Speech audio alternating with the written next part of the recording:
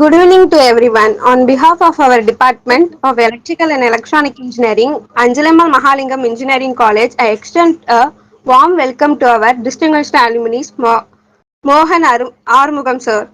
Sir has 17.5 years of professional experience in a telecom operation and maintaining and has worked with a leading organization. We are honored to have him with us today to share his valuable knowledge and experience. I could also like to extend my sincere welcome to our respected alumni president, Mr. Vijay Raghavan sir, for an organization this wonderful alumni interaction, and Mr. Kamala Tyagarajan sir for his continuous support and guidance. I warmly welcome all our respected faculty members and dear students. I hope today's section will be informative and inspiring for everyone. Thank you and I welcome to all. Shall we share, sir? Thank you. Thank you, ma'am. Let me start this session. I hand over the session to the Mr. Mohan. Sir, welcome. Thank you very much. Super. இந்த ஆப்பர்ச்சுனிட்டிக்காக ஒரு 1 மந்தா நம்ம sir ரொம்ப மெனக்கிட்டு இருந்தாங்க. நம்ம president sir Vijayaraghavan sir ரொம்ப புதுசா இருந்தது. Tamil okay தானே சார்? ஏற்கனவே சொல்லியிருந்தாங்க. பைலிங்குவல் ஓகே, தமிழ் ஓகேவா? கொஞ்சம் யாராவது okay sir, Tamil okay sir. Sure sir. கொஞ்சம் ஜாலியா பேசலாம். நம்ம காலேஜ் ஸ்டூடெண்ட் தானே, அப்புறம் பாத்துக்கலாம். ப்ரொஃபஷனலா பேசும்போது பேசிக்கலாம். இப்படி ஒரு ஈவெண்ட் ஆர்கனைஸ் பண்றது பர்டிகுலரா சாரோட மெத்தட் ரொம்ப பிடிச்சிருந்தது. ரொம்ப ப்ரொஃபஷனலா ஹேண்டில் பண்ணாரு இந்த விஷயத்த.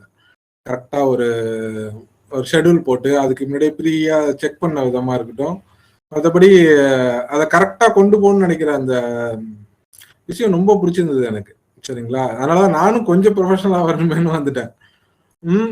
நல்லா இருந்தது இந்த அரேஞ்ச்மெண்ட்ஸ். உங்க கூட பேசுறது எல்லாமே எனக்கு ரொம்ப பிடிச்சிருக்கு. சரி, என் பேரு மோகன் Arumugam. 2000 to 2004 passed out student. அப்போ பாத்தீங்கன்னா நல்லா இருந்தது. அந்த காலேஜ் லைஃப் அப்படிங்கிறது ரொம்ப நல்லா இருக்கிற ஒரு விஷயமா இருந்தது. நாங்கள் ஜாயின் பண்ணும்போது ஐ திங்க் நான் காலேஜ் ஆரம்பிச்சு 4வது வருஷம் நாங்கள் அங்கே ஒரு ஃபைனல் இயர் பாஸ் அவுட் ஆயிருந்தாங்க. அப்போ நாங்கள் போய் அங்கே உள்ள ஜாயின் பண்ண மாதிரி இருந்தது. அந்த பீரியட் ஆஃப் டைம் வந்து ரொம்ப என்ன சொல்றது, ஒரு என்ஜினியரிங் நம்ம வேல்யூபிள் கோர்ஸா இருந்துச்சு. அப்போ 90 காலேஜ் தான் இருந்ததுன்னு நினைக்கிறேன். I think so. தமிழ்நாட்டில் நம்ம என்ஜினியரிங் போனோம்னா நீங்க என்ட்ரன்ஸ் பாஸ் பண்ணி மட்டும்தான் இன்ஜினியரிங் சீட்டு கிடைக்கும்.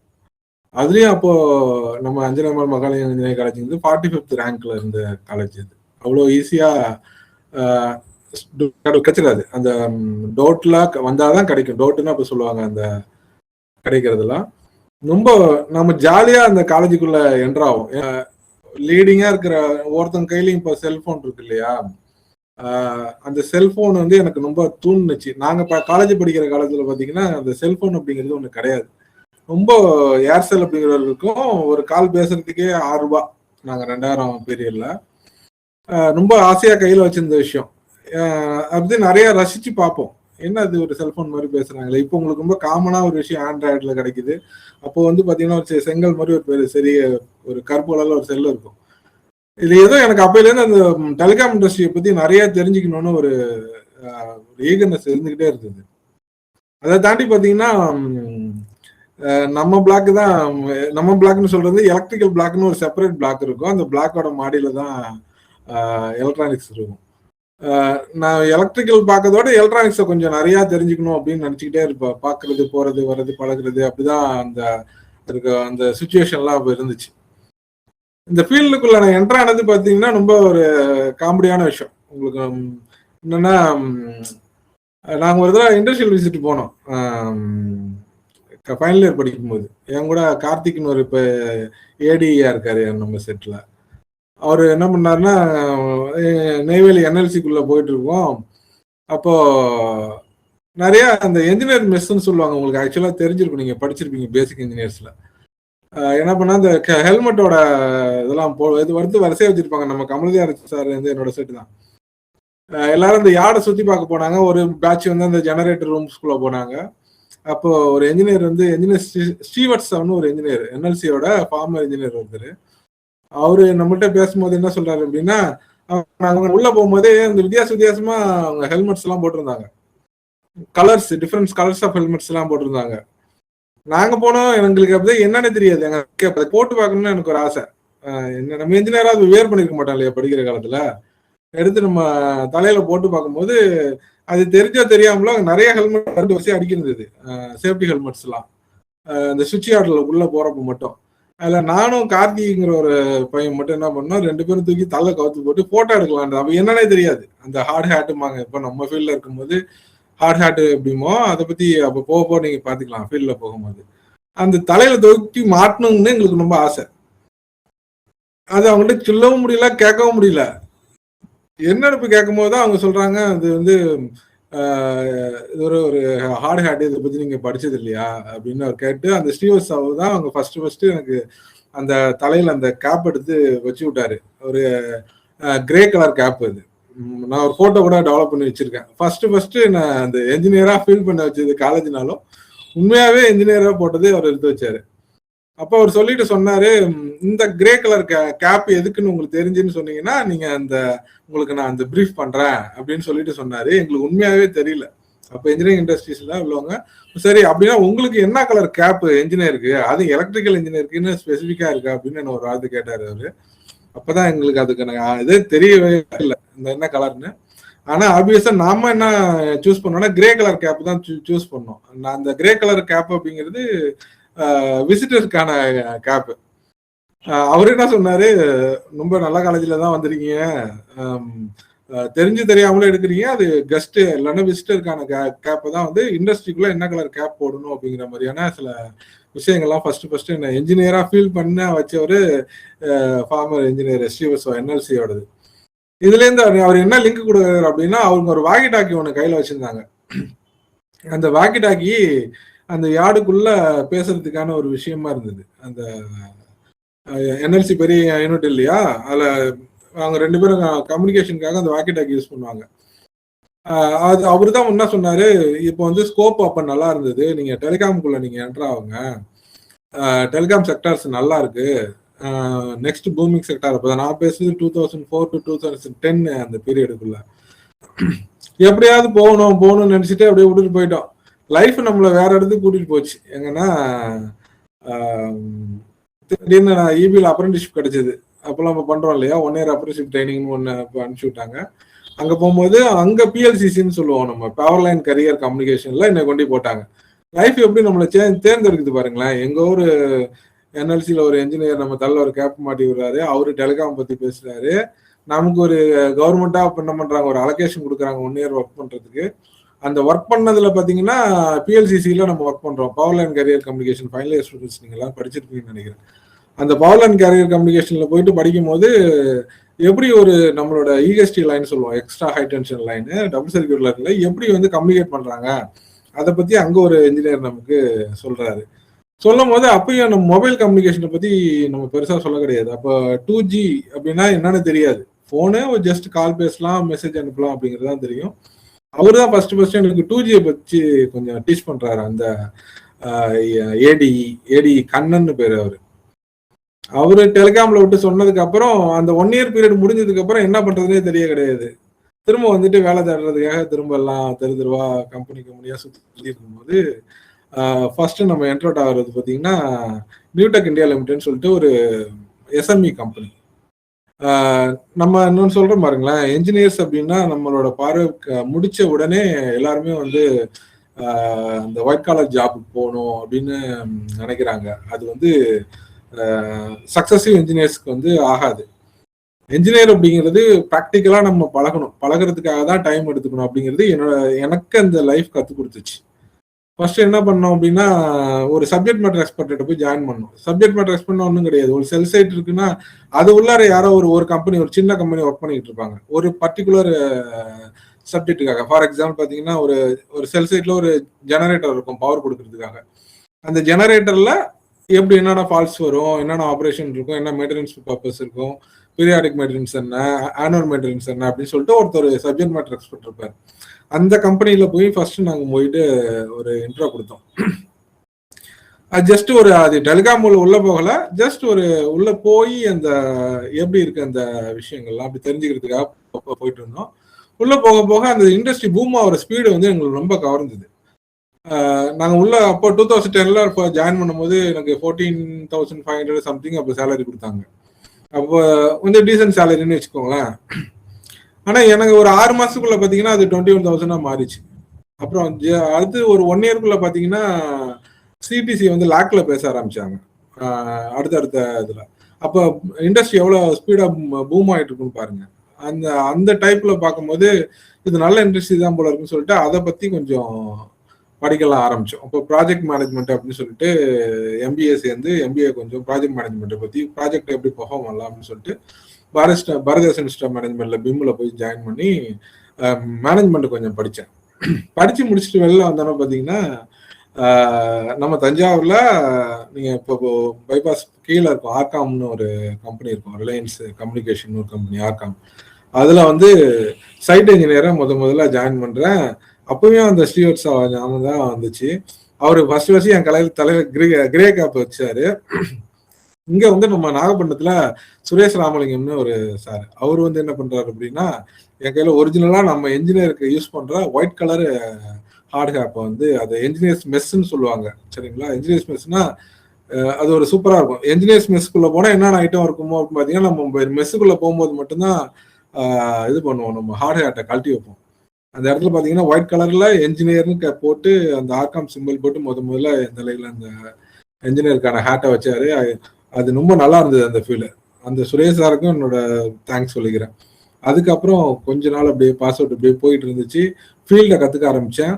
அப்போதான் பாத்தீங்கன்னா எனக்கு காலேஜ் பத்தி நிறைய ஞாபகங்கள்லாம் வந்துச்சு. நம்ம மெக்கானிக்கல் டிபார்ட்மெண்ட்ல விஜயராஜ் சார் என்ன சொல்லுவாரு, இந்த ஸ்ட்ரக்சர் பீம்ஸை பத்தி நிறைய சொல்லுவாரு. இதுக்குங்க king structure beam basic engineering தான்.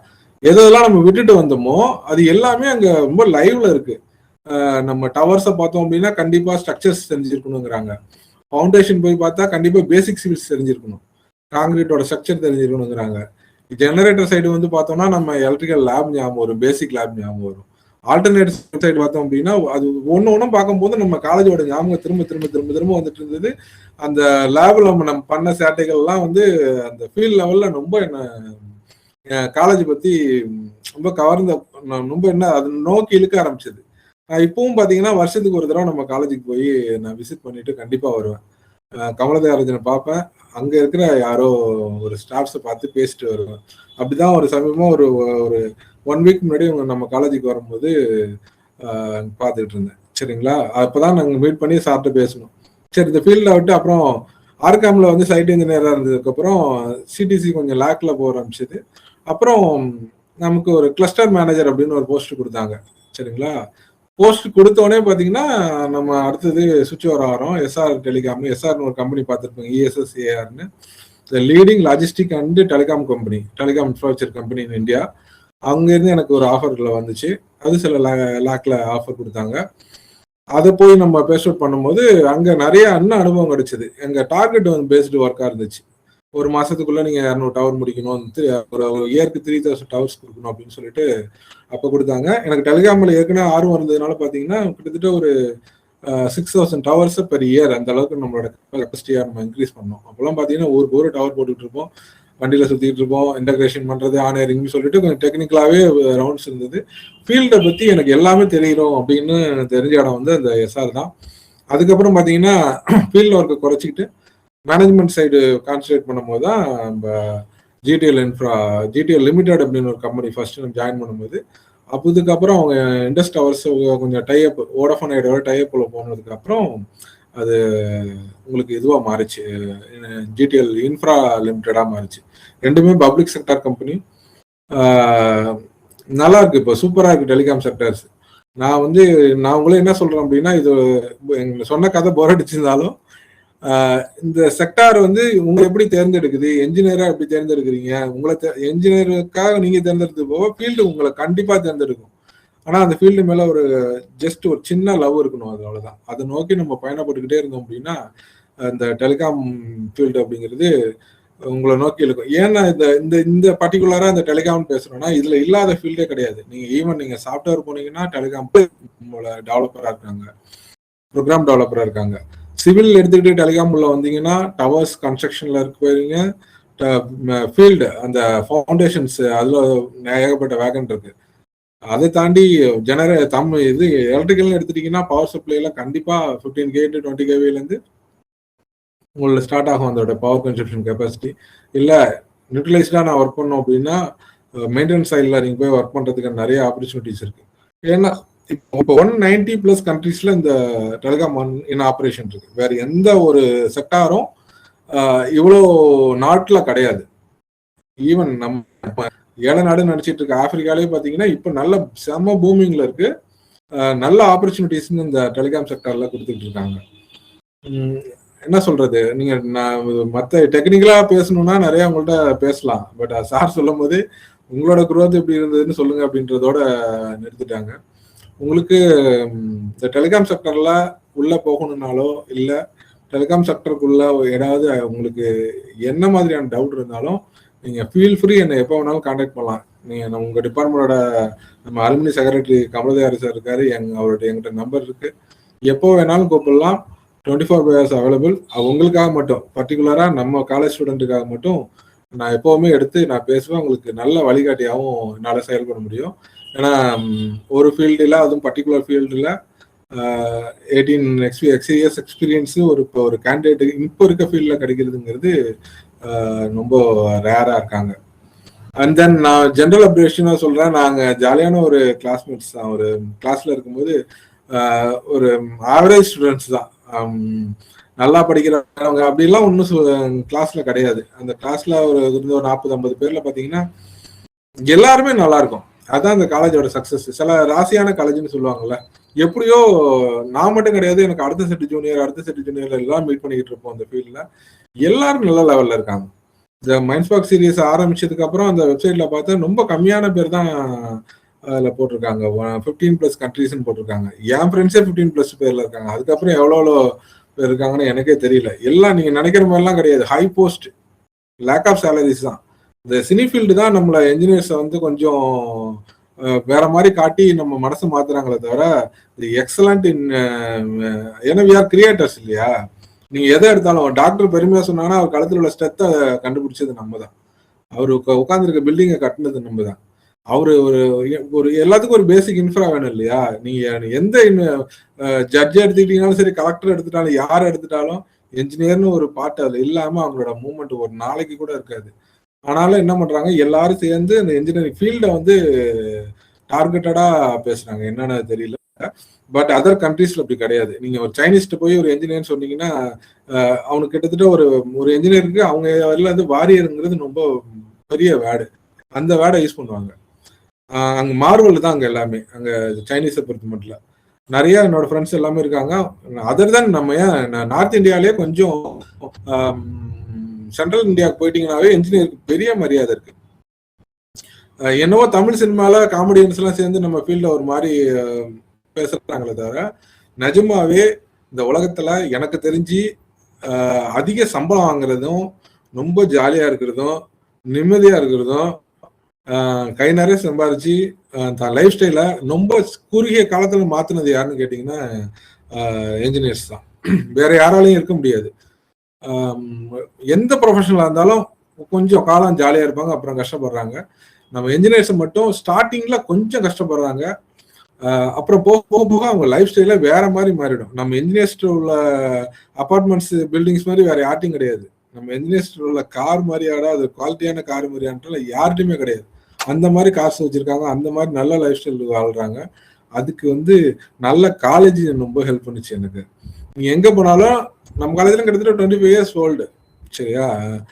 அதுக்குன்னு உள்ள குவாலிட்டி இருக்கு, அதுக்குன்னு உள்ள நேம் இருக்கு. இங்க இருக்கவங்க உலகத்துல எல்லா கண்ட்ரீஸ்லயும் எல்லா கம்பெனிஸ்லயும் இருக்காங்க. எனக்கு தெரிஞ்ச என் கிளாஸ்மேட்டே இன்னொருத்தர் டெலிகாம்ல என் ரேங்க்ல உட்காந்துருக்கிறாரு. பேசும்போதுதான் தெரியும். என்னோட கிளாஸ் படிச்சவங்கள ஒருத்தவங்க கூட வீணா போல, எல்லாமே ஹை சேலரி பீப்புள்ஸ் தான். அதுக்கு டைம் எடுத்துச்சு. ஏன்னா என்ஜினியரிங்கிறவங்க பேசிக்லேருந்து கற்றுக்கிட்டு தான் போகிறாங்க. நம்ம காலேஜில் நல்ல எஜுகேஷன் கொடுக்குறாங்க. அதுக்கப்புறம் பார்த்தீங்கன்னா நம்ம என்ன பண்ணுறோம் அப்படின்னா நம்மளை குரூம் பண்ணிக்க ஆரம்பிக்கணும். என்னோட ஹம்பிள் ரிக்வெஸ்ட் ஸ்டூடெண்ட் உங்களுக்கு என்ன நான் சொல்கிறேன் அப்படின்னா, நீங்கள் பேசிக்லேருந்து கற்றுக்க ஆசைப்படுங்க. அந்த சாஃப்ட்வேர் அப்படிங்கிறது எடுத்தோடனே ஒரு பெஞ்சில் உட்கார வச்சு ஒரு கம்பெனியில் கொண்டு உட்கார வைக்கிற விஷயம் கிடையவே கிடையாது. என்ஜினியர்னாவே வெயில், தூசி, மழை இது மூணுத்தையும் உங்கள் மேலே பட்டா நீங்கள் நிஜமாவே ஜொலிப்பீங்க. உண்மையை அதை நான் மனசார சொல்கிறேன்.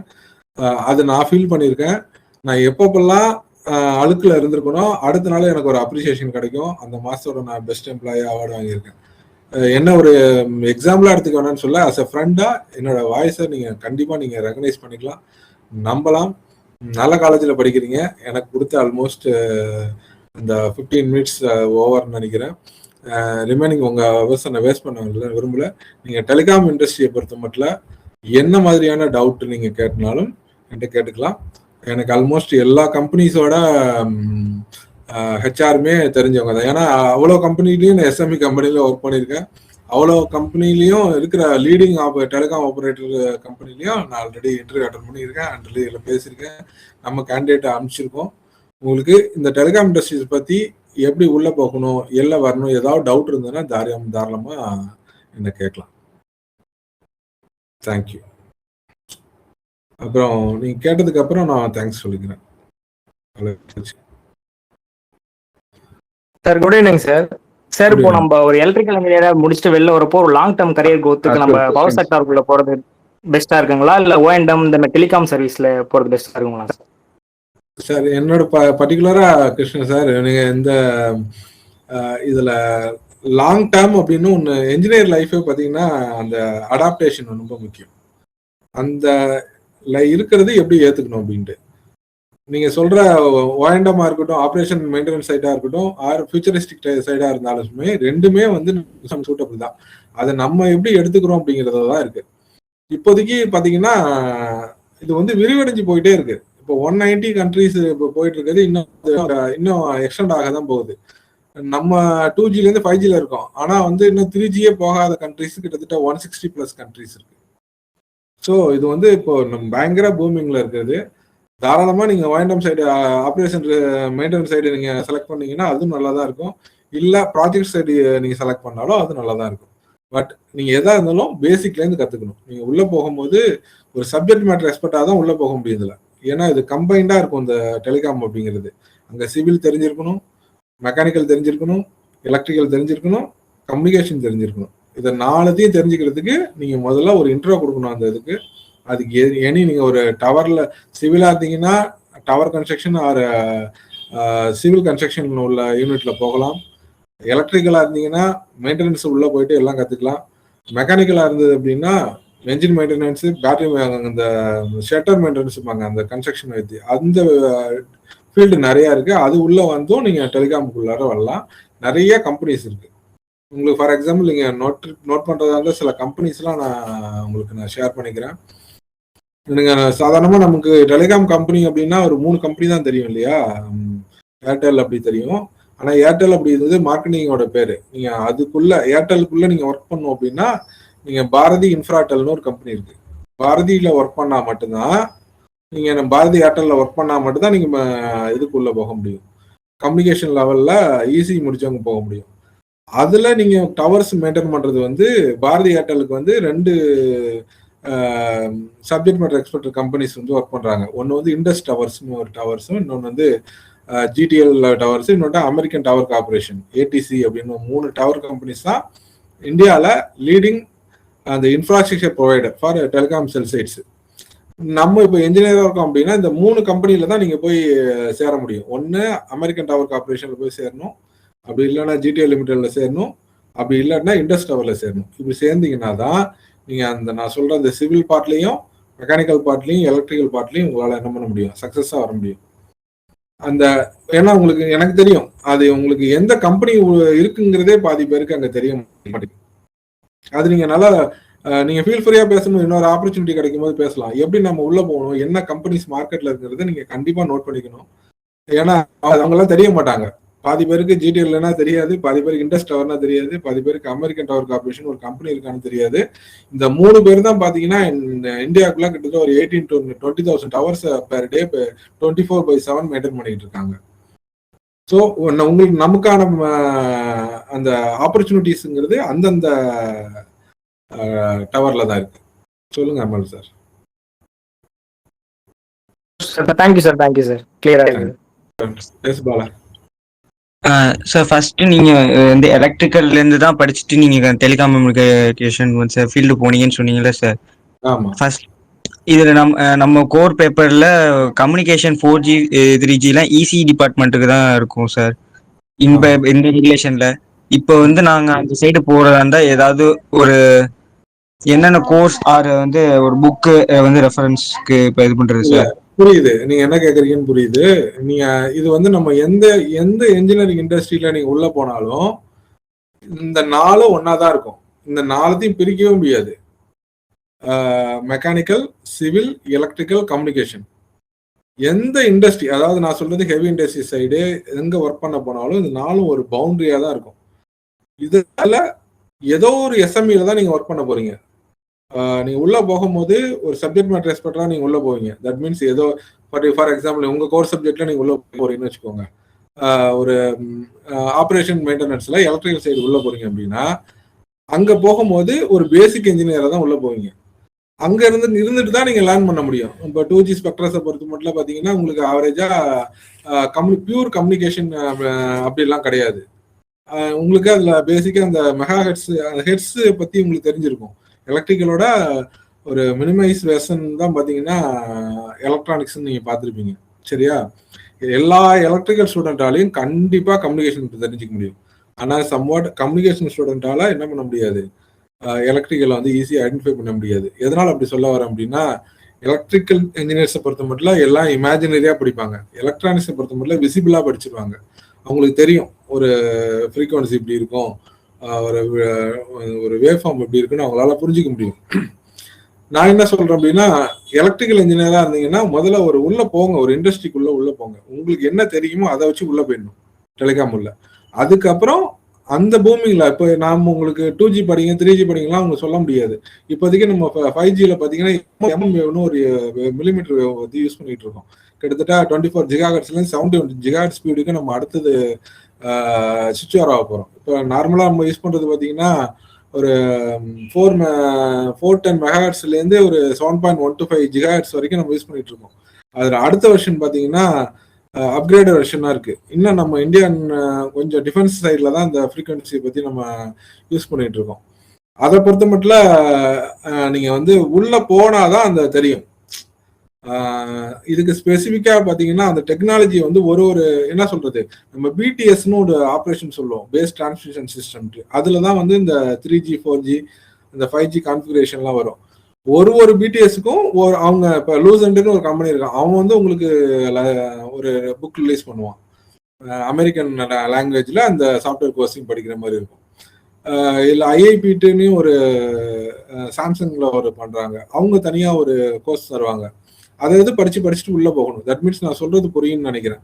நம்ம எந்த கோருக்குள்ள போறோமோ, இப்போ ஃபார் எக்ஸாம்பிள் லூசன்ட் கம்பெனிக்குள்ள போறீங்க, அங்க 6G பத்தி படிக்கணும் இல்லை 4G பத்தி படிக்கணும் அப்படின்னா அந்த லூசன்ட் தான் உங்களுக்கு ட்ரைனிங் கொடுப்பாங்க அந்த கம்பெனியை பொறுத்த மட்டும்.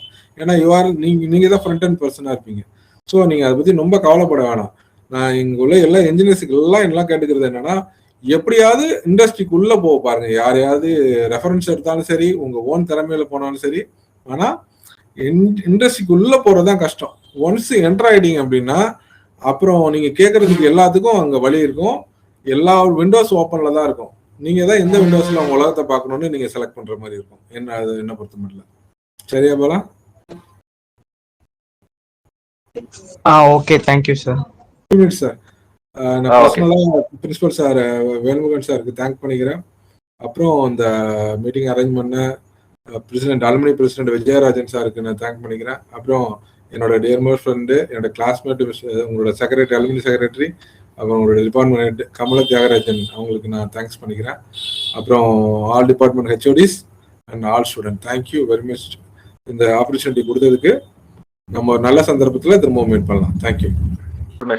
To share for our students. On behalf of students, I will thank once again. Thank you. Thank you, Mr. Thank you. Thank you.